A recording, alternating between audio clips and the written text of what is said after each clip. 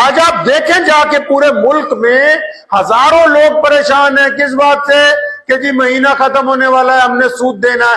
एक सूद के निजाम को भी खत्म नहीं होता है, उसकी किस्तें देने के लिए दूसरी जगह से सूद से पैसे पकड़ते हैं, वो अभी खत्म नहीं होता। इन दोनों का मुंह बंद करने के लिए तीसरी जगह से खरीदते हैं, दलदल में धस जाते हैं। आखिर किसी एक दिन पता लगता है कि जी रात को तो वो आत्महत्या कर ली, अपने गले में फंदा डाल लिया, बहुत परेशान था। क्यों परेशान था भाई? क्योंकि सूद के निजाम ने उसकी जिंदगी को जकड़ लिया अपने, खुशियां खा गया वो निजाम। बहुत सारे लोग आइडिया देते हैं घर पे बैठ के आपको कि फलां काम करो, सूद पे पैसे पकड़ लो। बताओ तो सही, दिल पे हाथ रख के, ऐसे कितने लोग हैं जिन्होंने सूद पर पैसे लेके अपना कोई एम्पायर खड़ा कर लिया हो, कारोबार खड़ा कर लिया हो। कोई एक आदमी लेके आओ समाज में से जो ये कहता हो कि जी मैंने सूद पे पैसे पकड़े थे, मैं कामयाब हो गया, मैंने सूद पे पैसे पकड़ के दुकान बनाई थी, मैं आज अरबपति हो गया, मैंने सूद पे पैसे पकड़ के रेहड़ी लगाई, आज मेरे पास पैसे। नहीं हो सकता। जिस चीज में बरकत नहीं है, अल्लाह ने जिसको हराम कहा, मोहम्मदुर रसूलुल्लाह ने जिसको हराम कहा, जो इंसानों का खून पीसने के लिए, खून चूसने के लिए बनाई गई हो, आप जब उस गंदगी के जरिए कारोबार करेंगे, उसमें किसी कीमत पर बरकत नहीं आ सकती। दिखाओ तो सही, मुसलमान ही नहीं गैर मुस्लिम भी दिखाओ। दिखाओ कोई सूद पे पैसे जिसने पकड़े हो वो खुशहाल नजर आता हो। कोई एक बंदा बताओ जिसने सूद पर पैसे पकड़े हो वो खुश नजर आता हो, जिसने सूद पर पैसे पकड़े हो उसका काम बहुत अच्छा चल रहा हो।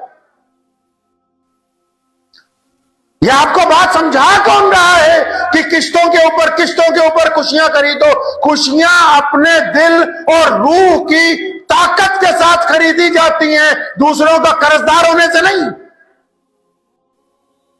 मुल्क में आज तक, पूरी दुनिया में आज तक जितनी भी आजादी की लड़ाइयां लड़ी गई, वो इसलिए नहीं लड़ी गई क्यों? क्या दूसरों के राज के अंदर इंसान खाता पीता नहीं, सांस नहीं लेता, कपड़ा नहीं पहनता? नहीं, क्योंकि अपनी आजादी, अपनी खुद मुख्तारी बड़ी अहमियत रखती है। उसमें इंसान चाहे बेहतरीन खाए, चाहे फाके के साथ रहे, वो किसी का मोहताज नहीं होता है। उन खुशियों का क्या करना है जो दूसरों की मोहताज हो?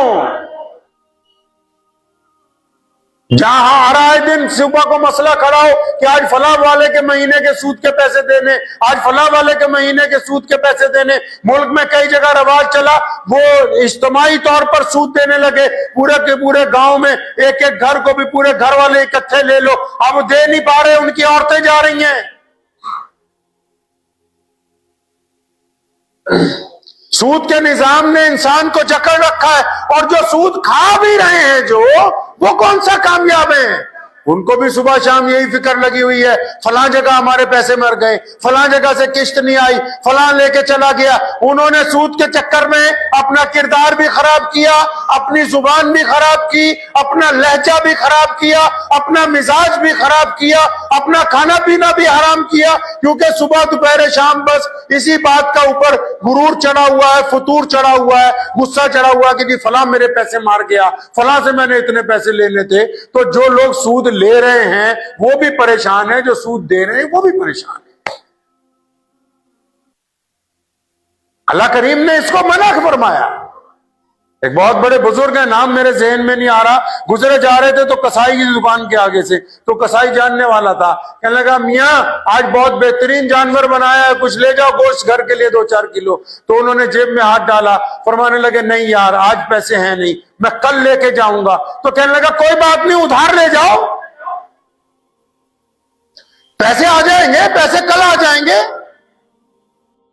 तो हजरत फरमाते क्यों? जो उधार तेरे साथ करना है अपने पेट के साथ ना कर लूं, जो उधार मैंने तुम्हारी दुकान से करना है अपने मिजाज से ना कर लूं, अपने दिल से ना कर लूं, अपने दिमाग से ना कर लूं, अपने बच्चों को ना समझा लूं, अपनी बीवी को ना समझा लूं कि उधार से लाई हुई खुशियां कामयाबी की जामिन नहीं होंगी कल को। सूद का निजाम रिश्तेदारियां खत्म कर रहा है, सूद का निजाम दोस्तियां तोड़ रहा है, सूद का निजाम ताल्लुकात खत्म कर रहा है, सूद का निजाम आपस के सलाम दुआ को बंद कर रहा है, सूद का तो निजाम जिनसे पुरानी दोस्तियां थी उनसे पैसे सूद के ऊपर पकड़ लिए उनको खत्म कर रहा है। तो अल्लाह करीम ने इसीलिए इसको हराम करार दिया कि इसमें बरकत नहीं है, इस काम से हट जाओ पीछे। और आखिर सूद यहां तक पहुंचता है कि इंसान को अपना जिस्म बेचने के लिए मजबूर कर देता है। या तो लोग बहुत ज्यादा पैसा आने पर दूसरों के साथ अय्याशी करते हैं, या बहुत ज्यादा गुर्बत आने पर अपने जिस्म का सौदा दूसरों के साथ करते हैं। सूद वो निजाम है जो आपको ज़हनी तौर पर भी जिस्मानी तौर पर भी लाचार करता है, मजबूर करता है, दूसरे का गुलाम बनाता है। कितने लोग हैं, रोजाना अखबारात में आता है कि जी आज उन्होंने, कितने किसान हैं, कितने मजदूर हैं, पढ़िए अखबार। बैंकों के निजाम ने उनको जकड़ लिया अपने अंदर, सूदखोरों ने उनके गिर्द अपना पंजा मजबूत कर लिया। वो जो कल तक इज्जत की रोटी खाते थे, आज बेहतरीन मकान में रहने के बावजूद उनको फिक्र लगी हुई है कि अगर हमने वापस टाइम पे पैसा कर्जा नहीं उतारा तो हमारा सब कुछ लुट जाएगा। तो इस निजाम ने उनके जीने को हराम करार दे दिया। अल्लाह करीम ने इसे हराम कहा। और अगर आज कोई मुसलमान, अगर आप सूद का काम कर रहे हैं और आपको ऐसा लगता है कि मैं नमाजी हूं, मैं परहेजगार हूं, मैं मुत्तकी हूं, तो ये आपकी गलतफहमी है। आप अगर किसी मौलवी को राजी भी कर लें ये समझाने के लिए कि जी सूद के पैसों से मैं इस्तिंजा खाने बनवा दूंगा, सूद के पैसों से फलां की बेटी की शादी करवा दूंगा, तुम जो मर्जी कर लो, जिस चीज को अल्लाह और उसके रसूल सल्लल्लाहु अलैहि वसल्लम ने हराम करार दे दिया वो हलाल हो ही नहीं सकती है। अब वो किसी कीमत पर हलाल बनने वाली नहीं है। आप जो मर्जी करते रहें, आपके कहने से हराम हलाल नहीं बनेगी। जिस हराम काम की तबाहकारियां इतनी हैं कि वो उसने माशरे को बर्बाद करके रख दिया।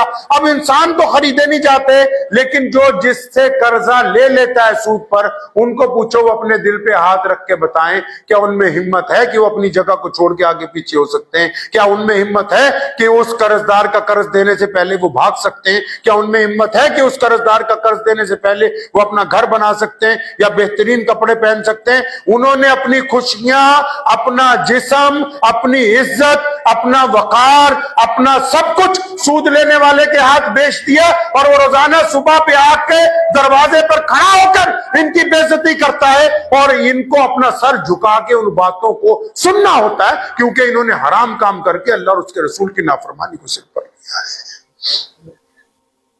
वो सारे बाजार इनकी बेइज्जती करता है और उसके बाद ये खामोश है। खामोश क्यों है? अरे नबी अलैहिस्सलाम ने जब कह दिया कि 73 तरह की बदकारियां, 73 तरह के गुनाह, 73 तरह की नाकामियां, 73 तरह की बुराइयां तुम्हारे साथ आ जाएंगी अगर तुम सूद को लेने का और देने का काम करोगे। जब तुम्हें मोहम्मद रसूलुल्लाह सल्लल्लाहु अलैहि वसल्लम इस बात के लिए खबरदार कर चुके हैं, उसके बावजूद अगर तुम दलदल की तरफ जाओगे तो जाहिर सी बात है कि उस दलदल के अंदर गिर जाओगे। उससे बच कैसे सकते हो? एक हदीस में आता है नबी अलैहिस्सलाम ने यहां तक फरमाया आखिरी जमाना होगा जो लोग सूद नहीं भी लेते होंगे उन तक सूद की गर्द जरूर पहुंचा करेगी। आप नबी अलैहिस्सलाम के इस फरमान की बारीकी में जाए, गर्द कहते हैं धूल को उड़ के आ जाने को। आज बहुत सारे ऐसे लोग हैं ना वो सूद खाते हैं, ना सूद लेते हैं, ना सूद देते हैं, फिर भी उनके बहुत से रिश्तेदार हैं जो सूद की मिलावट कर रहे हैं और उसकी गर्द उन तक पहुंच रही है। मोहम्मद रसूलुल्लाह सल्लल्लाहु अलैहि वसल्लम ने यह बात 1450 साल पहले बता दी। सिर्फ मुसलमान ही नहीं, दुनिया के सारे इंसानों को अल्लाह के नबी अलैहि सलाम ने कहा कि सूदखोरी से पीछे हट जाओ। यह सूदखोरी सिर्फ पैसों का सौदा नहीं है, इंसान के ज़मीर का सौदा है, इंसान के जिस्म का सौदा है, इंसान के जज्बात का सौदा है, इंसान की इज्जतों का सौदा है। अगर ये सिर्फ पैसे का सौदा होता तो इस्लाम इसको जायज करार हजार दे देता, लेकिन ये सूदखोरी इंसान की खुशियों को निचोड़ के उसको फांसी के फंदे तक लेके जाता है, उसको आत्महत्या के लिए मजबूर करता है। इसलिए मोहम्मद रसूलुल्लाह सल्लल्लाहु अलैहि वसल्लम ने तमाम इंसानों को खबरदार किया कि इस काम के साथ पीछे हट जाओ। इस काम से अपने गिरेबान में झांकिए, ज्यादा उधार खुशियां लेके जीने की कोशिश मत कीजिए। सड़क पे जाइए, सख्त सर्दी में कुछ लोग पुलों के नीचे बैठे गप्पे मार रहे हैं, गप्पे हंस रहे हैं, मुस्कुरा रहे हैं। खुशियों का ताल्लुक पैसे से नहीं है, दौलत से नहीं, महलों से नहीं। महलों में तो जो लोग सोते हैं उनको नींद नहीं आती, रात को 2-2, 4-4 दफा गोलियां खाते हैं, उसके बावजूद नहीं नींद आती। और सुबह को जब सारी दुनिया उठ के लुत्फ लेती है सुबह सवेर का, उस वक्त वो मुर्दे की तरह सोए रहते हैं जब तक सूरज आधी दोपहर तक नहीं पहुंच सकता। उधार की खुशियां मत खरीदो, उधार के रिश्ते ना बनाओ, उधार की यारियां ना लगाओ। मोहम्मद रसूलुल्लाह सल्लल्लाहु अलैहि वसल्लम ने इन बातों से मना किया। अगर ताल्लुक बनाने हैं तो इखलास के ऊपर होने चाहिए, उनमें सूदखोरी का, मतलबखोरी का कोई भी चीज बीच में शामिल नहीं होनी चाहिए। प्यारे पैगंबर अलैहिस्सलातु वस्सलाम आपको जीने का रास्ता बता रहे हैं। देखे तो सही कितनी बारीकी की बातें इस्लाम करता है। पूरी दुनिया में लोगों ने बढ़ावा दिया सेविंग्स अकाउंट को, इस्लाम ने कहा नहीं। आज वर्ल्ड इंडेक्स में चले जाओ, इस्लामी मुल्कों में आत्महत्या की रेशो 0% है। मुसलमानों में खुदकुशी की रेशो 0%। और जिन्होंने सूद को जायज करार दिया, जिन्होंने सूद के लिए मेले लगाए, जिन्होंने कहा कर्जा ले लो, मेला लगा रहे, जाके पूछो उनसे कि उनके माशरे में, उनके इलाके में, उनके घरों में आए दिन एक जनाजा उठता है। वो इसलिए उठता है क्योंकि ये कर्ज के अंदर दब गया, ये कर्ज के अंदर मर गया, इसको कर्ज अदा करने के लिए पैसे नहीं थे। मोहम्मद रसूलुल्लाह सल्लल्लाहु अलैहि वसल्लम ने इंसानों की हर उस बला से हिफाजत की है जो आने वाले दौर में भी इंसानों को तकलीफ पहुंचा सकती थी। रसूलुल्लाह सल्लल्लाहु अलैहि वसल्लम ने 1450 साल पहले ही हमें बता दिया कि अगर सूद की तरफ जाओगे तो तुम अपनी हलाकत के जिम्मेदार बन जाओगे। हमें गौर करना है इसके। मुझे उम्मीद है कि आपको ये वीडियो पसंद आई होगी। अगर पसंद आई हो तो ये आप अपने दोस्तों के साथ शेयर करें और इस चैनल को सब्सक्राइब जरूर करें।